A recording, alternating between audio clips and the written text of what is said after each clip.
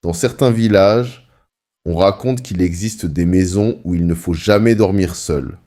Pas parce qu'il y a des voleurs, mais parce qu'une chose y habite encore. Une chose qui attend dans le noir et qui murmure ton nom avant de prendre ton âme.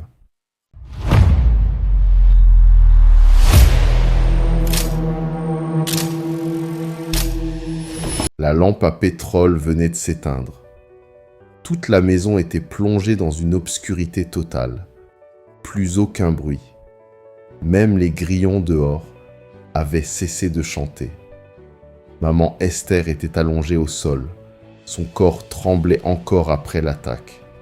Elle sentait son cœur battre tellement fort qu'elle avait l'impression qu'il allait exploser dans sa poitrine. Lentement, très lentement, elle ouvrit les yeux.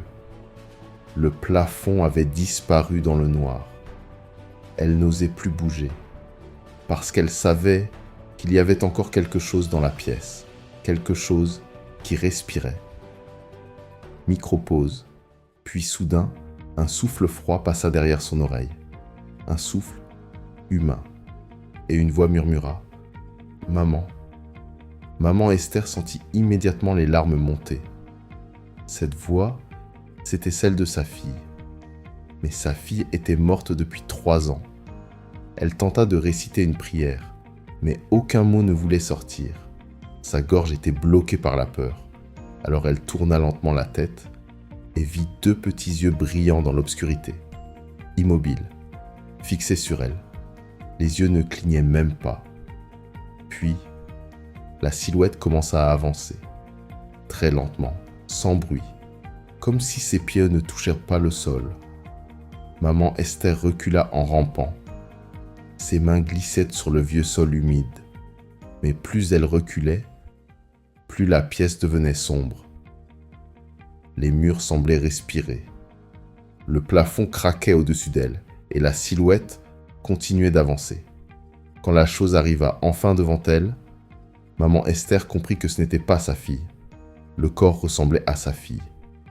Les cheveux, la robe, la taille, mais le visage, pose, n'avait plus de visage. Juste une peau noire et lisse, sans yeux, sans nez, sans expression. Et au milieu, une bouche gigantesque qui s'ouvrait lentement dans le noir. Une bouche trop grande pour être humaine.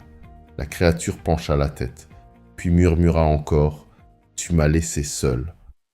Maman Esther poussa enfin un cri terrible, mais aucun son ne sortit de sa bouche, comme si la maison elle-même avalait ses paroles. La créature se rapprocha encore, si proche que maman Esther pouvait entendre sa respiration humide. Puis, les murs commencèrent à trembler, les portraits tombèrent, la lampe explosa au sol, et dans l'obscurité totale, des dizaines de voix commencèrent à murmurer ensemble « Reste avec nous, reste avec nous, reste avec nous ». Maman Esther ferma les yeux. Elle récita finalement une dernière prière, une seule, très doucement. Puis, plus rien. Et toi, aurais-tu osé rester dans cette maison une seule nuit ? Abonne-toi à Secret Noir, parce que certaines histoires refusent de mourir.